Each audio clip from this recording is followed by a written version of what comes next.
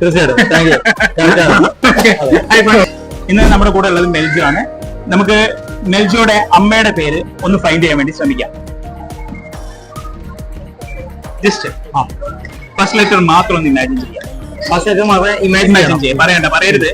ABCDEFGHIJKLM. എമ്മിലാണോ start ചെയ്യുന്നത്? അതെ.